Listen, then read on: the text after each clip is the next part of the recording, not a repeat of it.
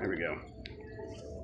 Cool. So, yeah, Joe, how's it going so far? Like, how's I'm the? good. Actually, I'll give you my business card so you that's know wonderful. Yeah. who I am and what I do. So yeah, I'm the executive producer. On Sea of Awesome. Thieves. Thank you. So, yeah, so it's going well. Yeah.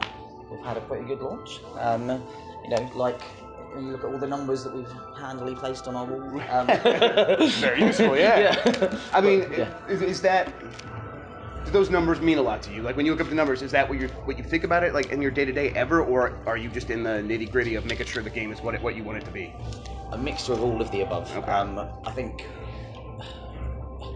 I guess with a game as a service, I'm actually Right. learning to be a mixture of data-led and game intuition-led, whereas my natural state as a human being and as a producer and everything else is kind of experience game, hand touchy feel, but actually a game like Sea of Thieves, all the mechanics you can do that with, but then how it works out in the wild and how players interact with the mechanics you put out there requires a lot of data and feedback and sentiment and like that whole mix. So it's been fascinating, the transition from a launch and a successful one, like by every measure and metric up there.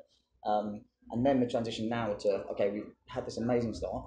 How do we build on this, and how do we kind of double down on it as a team, and how do we take the top bits of feedback and react to them, and how do we take the asks that our players have about new things and new stuff to do, and build that in and get it in as swiftly as we can to players and in the right way and stuff for the game that Sea of Thieves is, which is quite a unique one. So yeah, it's an exciting time and one where I'm learning a fuck ton. I would imagine. Yeah, I'm glad I took this meeting because I feel like I could ask you a million questions about this stuff. I guess the first one is like, do you feel like you have the game that can turn into that thing where it's like in a year from now we're gonna have people that are still coming in and we're gonna be keeping the people we have now through the next 12 months, or we're going to be able to bring them back in on regular intervals with regular updates. Do you think the game is in a position right now where it could easily grow into that, and do you have all the tools ready? 100% yes. So like that is literally exactly where I feel we are. Right.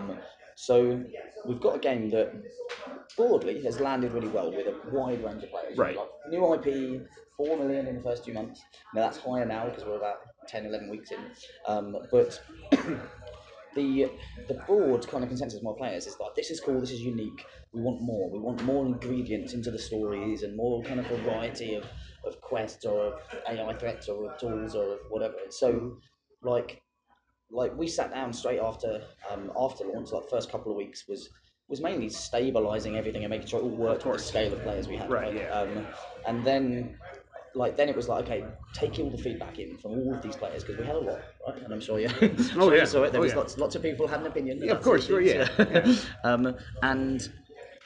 But we then kind of sat down, so myself and Mike, who was just here, but he was the design director, and like Greg, who's the creative director, we all sat down and just kind of went, right, what are the top bits of things players are saying, and then how do we go and build our roadmap out from that? Because we had a roadmap coming into launch, and then we just kind of went and start, because you learn so much from millions of players playing your game, and so like we've literally restructured the team to enable us to deliver content as quickly as we can on a regular basis, because we think for something like Sea of Thieves, having those new fresh things to do all the time, those are really good reasons to come back or to stay around, or and also good acquisition pieces, right? Like for new players, because they're gonna be like, oh wow, I wasn't interested in Sea of Thieves but now you've added this thing, right? Now you've added skeleton ships and AI stuff I can go and do like a ton of PvE against. It's like, yeah, no, that's my jam. I want to do that. So it's like we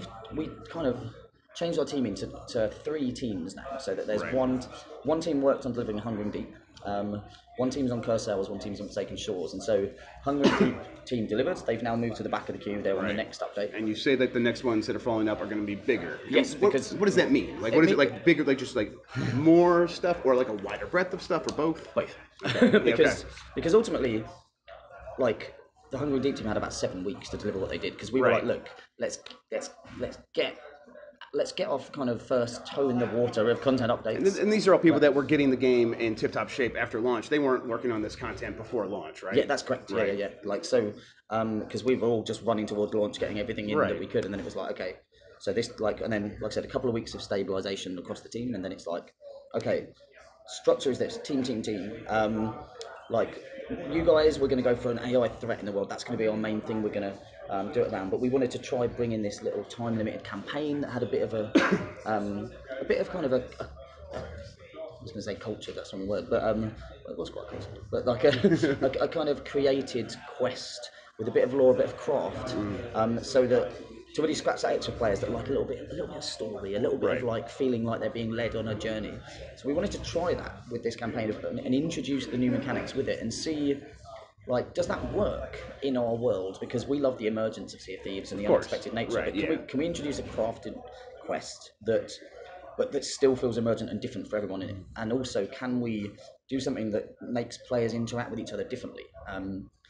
Rather than whenever you see a ship on the horizon, you'll just get into a battle. It's like, can you get crews to cooperate? And also, I mean, that seems like that's where the opportunity was. Like I do think that it was a bold idea to like not have player progression with new skills and stuff like that. Yeah. And it's like at this point, I'm like, okay, I'm fully on board with that idea because now I'm never going to feel like I need to catch up with my friends to get back in. So like, I think it's a great idea. So then, where's the opportunities to introduce new stuff? And it seems like new interactions with players and with the stuff happening in the world, and that's where you guys are focusing. There's loads of areas. So so basically, our roadmap kind of has a number of different categories of features, and then so going across you've got the categories, and then coming down you've got the different updates, the content updates, and so the categories are like ways to play, and so that could be new quest types, improvements to current quests. It can be new ship types because all of those just add variety in the ways that you play. Then there's like new goals and rewards. So currently all of our goals are around cosmetics. It's like what other things can we add into that don't impact the power kind of balance and progression and things, but what else can we do to give players like new things to go and seek and stuff. And then the kind of the thing that I think is most unique about Sea of Thieves and most especially is the journey, right? And so under that we have what we call big tools, small tools, and threats. And so like with the Hungering Deep, we brought in, like if you think of those different categories, we brought in stuff in a few of those slots. So we brought in the AI threat in the journey. We brought in a couple of small tools, a few with the drum, the speaking trumpet, and the flag system. Right. And we brought in new goals just around new kind of cool time limited cosmetics. But what we didn't do is enrich any of the ways to play, the quest stuff. And so as we like move on to the next update, it's like, okay, what other things can we bring in that fill those slots? And the realities of development is that like the longer lead time you give a team to deliver a set of stuff, they're going to get more things. And so they get to do better prototyping at the start. They get to figure that out and then figure out what else they can fit in. And so Hungering Deep had about 7 weeks, Curacao was about 12, and then Forsaken Shores is going to have like 17 weeks. And so like exponentially you're going to see more in each of those. And we're currently spinning up a fourth team, which is going to be so we're starting that in July, and they're going to be kind of tasked with the kind of end of the year kind of December timeframe one. So they're going to get about 5 months, and ultimately what we're trying to get to is like 4, 5, 6 month lead times for each team, because we want to deliver like every 6 to 8 weeks in terms of the content updates. I want to deliver every 6 weeks. Development realities. Understood. Understood. I imagine it's a battle. Yeah. Where does it land? And seeing how when we introduce those mechanics, we don't want to just go, here's a megalodon in the world as an emergent threat, because that's cool, of course, and that's like as the game plays, just having that enriching the world, that's great, and that's what the megalodon will become. But we kind of want to give players this crafted moment in time around the introduction of the features that almost gives you a guided tour of them in a really cool way. But it seemed like it worked. It seemed like it did, and now that's something you guys can build on as well in the future. Yeah, so again, we were testing, does it work? Like, and does driving players together in a non-combative way work? And literally our telemetry tells us that of ship encounters during Sea of Thieves, during the Hungering Deep and Sea of Thieves, like ship encounters ending in battle is halved, and so we basically made our game twice as friendly during that time period. See, that's incredible. I think that's really interesting stuff. Okay. One of my big questions for this, and this would go for any game that is acting as a service that wants to last for a long time, is does anyone know what they're doing with this stuff? Because it just seems like everyone comes out and the games meander for a little bit, and then they find their way along the way, and if you stick with it and long enough, and this is the developers sticking with it long enough, they'll have something special. I mean, I think of like Rainbow Six, and then Destiny 2 struggling again, and it seems like it's finding its way. It seems like everyone doesn't know what they're doing with this stuff. It's, I think, it's an interesting one. Like you have to change your culture as a Right. team and as a studio, and we set out to do that at the start of this project because we knew that it was going to be a massive shift and a massive change, and we didn't really know what those were going to be, Right. but we set out in a ton of different ways, like how we develop and how we get to a position where we can release regular versions of the game. You know, we built up that muscle over like about 18 months or 15 months in the insider program, like the weekly alphas and stuff, or and it's mean that since we've launched, we've had an update every week, which has got new stuff in, and we knew that we wanted to be open and transparent. And for Rare, this is like night and day, right? Right. And so, but we set out there. We knew we wanted to make videos, so we hired a video guy. Like John McFarlane came in and was like, "Love games, really good video skills," and we were like, "Okay, like we'll start recording stuff." And we've got videos 3 years ago of us in meetings being really awkward because there's a guy with the camera, and and but we were just like, we need to do this, and we looked at like, you know, from a video perspective, the Double Fine stuff, the Double Fine documentary and things, and we were like, yeah, amazing, right? And we were like, let's take inspiration from that because it's great in the way they speak to their community, and you know, I think lots of indie developers have got into that rhythm of being open and transparent, but for a AAA kind of, you know, first party studio that was previously just beholden to the usual way of talking about games and of getting stuff out, and you know, to then just flip that on its head and go, no, like we're going to speak to our community, explain what we're doing, explain what the game is, test things with them early, build a community, because for a new IP, like launching is the hardest thing, right? And so, but we wanted to almost get to launch and have the fan base, the awareness of an existing IP, and so that insider program, it ticks so many boxes of like, we can test our experience, it's a unique experience, we learn loads, we can build this core engaged community, and we can educate them about what our game is, so when we hit the mass market and loads more people hopefully come in, they can help educate, because not everyone's just going to watch our videos or listen to read this article, right? Of course, yeah. Oh, so, you don't have to tell me that. yeah. But then I think what I think of when I hear that is you guys are speaking in a way that is different from what is traditionally thought of as the best way to do that, especially under a publisher who wants to make sure that the messaging is clear. And we've seen this backfire for people like Hello Games with No Man's Sky. They've paid a price for saying stuff, and then for not having it exactly how they said it in the past. Did you guys feel that risk? Do you guys feel like you paid any prices for saying stuff that people have come back and said, look, here's what you said in December 2015.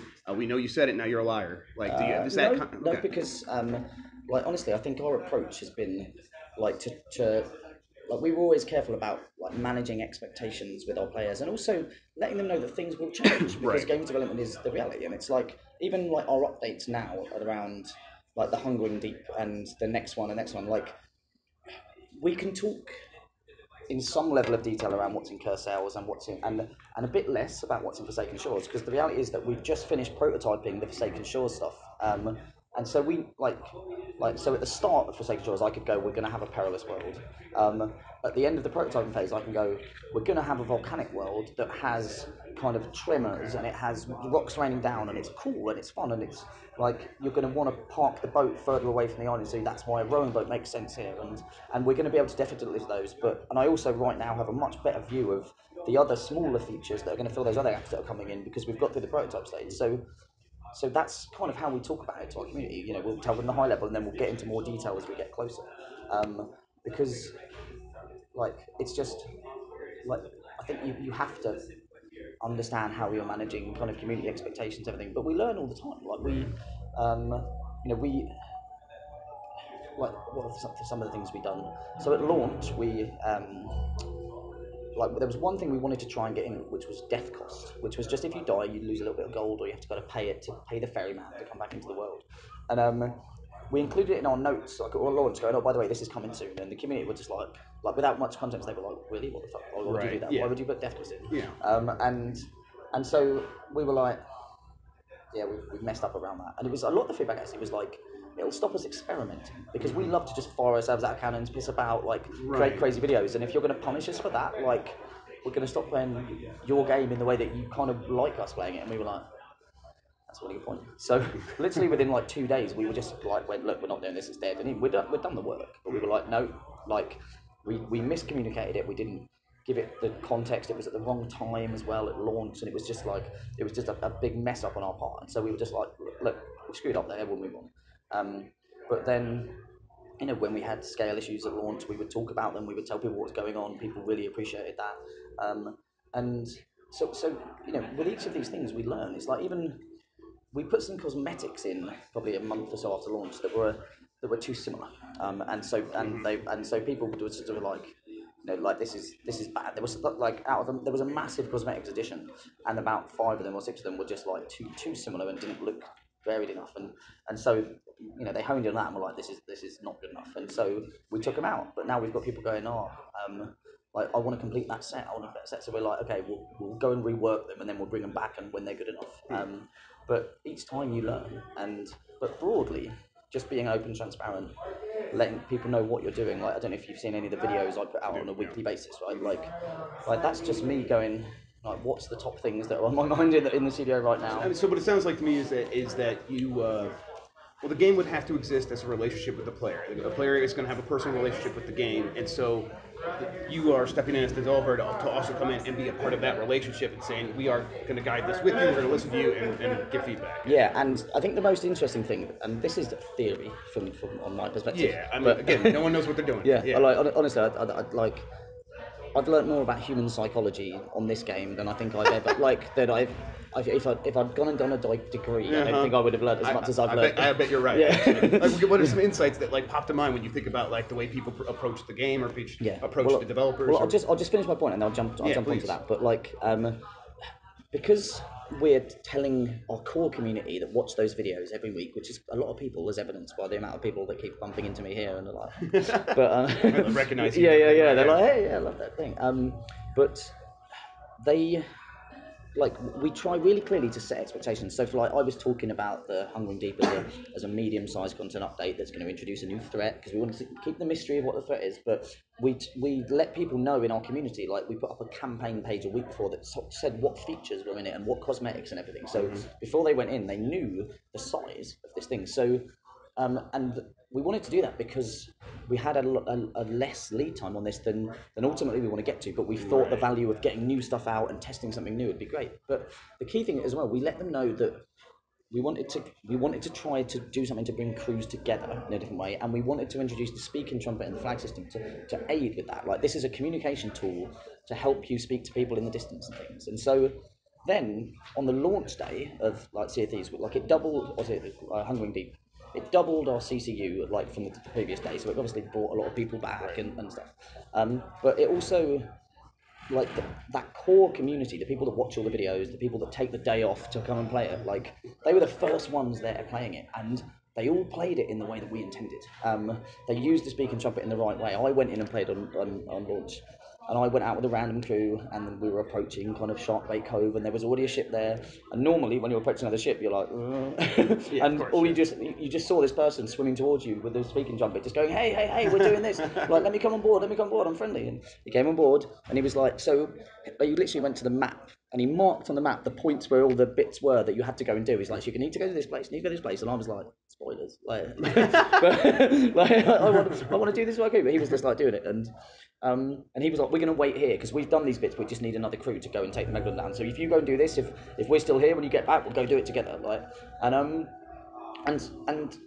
all of us as designers and team members all went and played this, and all had our own different experiences. And Shelley's was another ship approached them and they just were like, oh, hi, this is Wendy's, please place your order. And Shelley was like, okay, I'll have a cheeseburger and chips, please. They were like, yeah, sorry, we've only got bananas. Right, and we put it in as a communication tool, and we knew people would experiment and fun, and we made the noise, when you use it, it filters your voice slightly to make it sound like it's a speaking trumpet or a megaphone, and so we knew people would have fun with that. But it's almost like if you educate your core community, and the people that are going to come back and be the first to play, if they start playing it in the way you intend and the right way, then that will just filter through. That makes a lot of sense. Do you know what I mean? The people the next day, the people the next day, people the next day. Because I think a lot of people are like, "There's no tutorial on this game. This is dumb." And I kind of get what you were saying, just naturally playing it, because I was like, "Oh, people are teaching me a lot, but just having you put it in black and white like that." Oh yeah, that makes a lot of sense. Yeah. And so you guys are seeing that work. Yes. So at launch of the game, we definitely had the biggest influx of players, and it was somewhat overwhelming in terms of just like For everyone, I'm yeah, sure. right, yeah. And but now we're in this place where we are running steady. We've got the handle on our CCU and all of our services work, and like we're releasing, we're communicating, we're operating as we want to. And after we got through the crazy kind of first couple of weeks, and so yeah, that broad design as we always wanted it is working. And so, but we learned from the Hungering Deep that people do want to play differently. They just need a reason.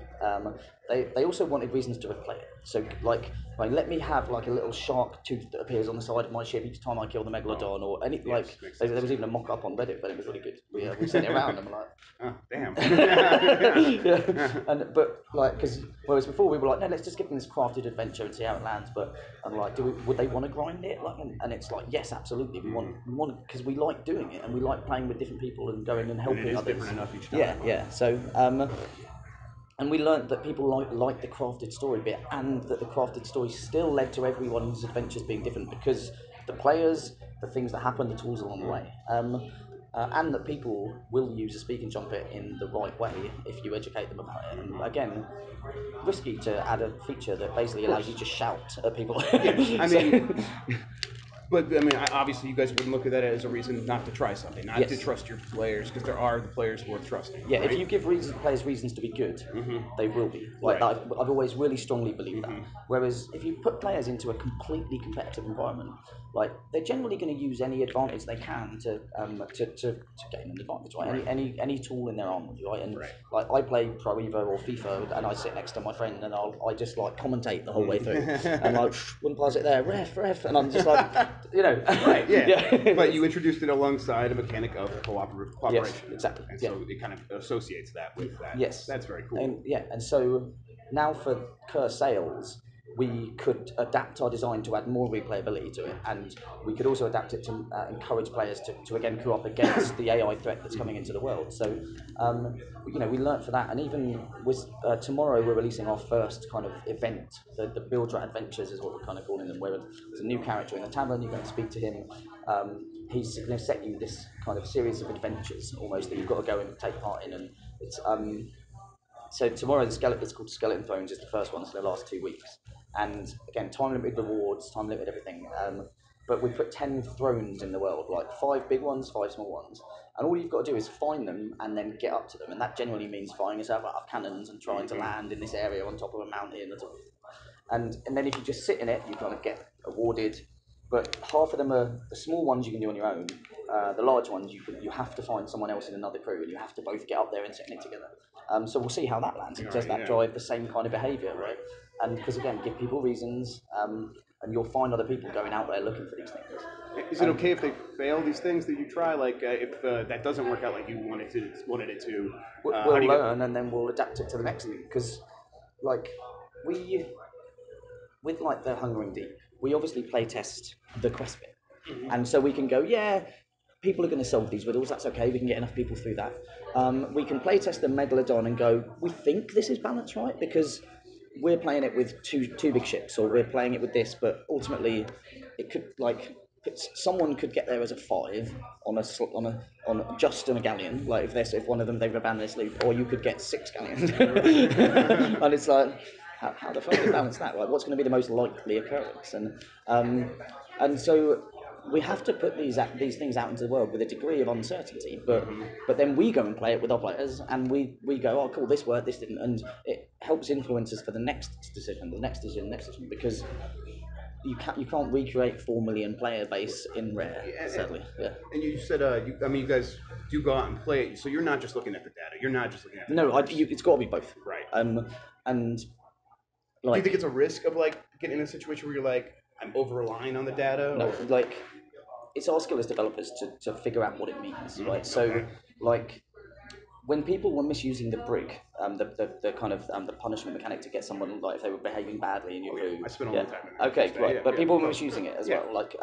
And the reason for that was because we hadn't given them enough crew management mechanics in terms of allowing you to go, look, I just want 3 players in my group, because people were going. That was what it was. Yeah, Totally, right.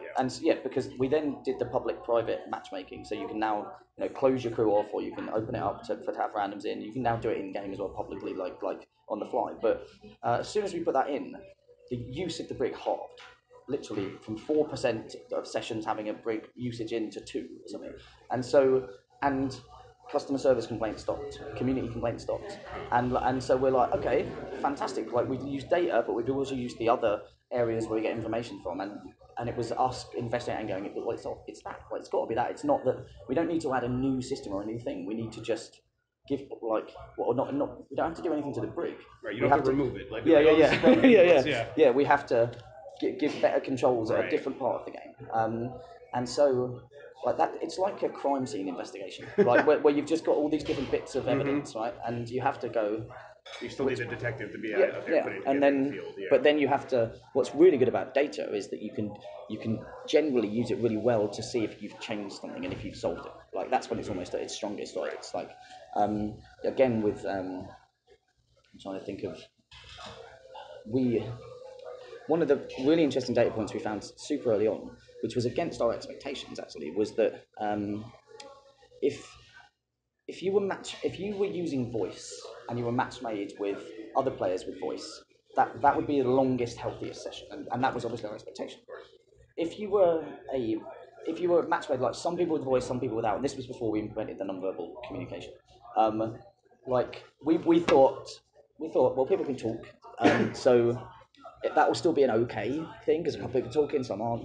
And then the bottom one of like no one's talking and there's no way to communicate because there's no non-verbal comms. We were like, that'll be the worst session. Whereas actually the middle one was the worst one because you had 2 conflicting motivations in. And with hindsight, it makes total sense, right? Yeah, but you when say it like that. Yeah. But when we were looking at it before, it was like.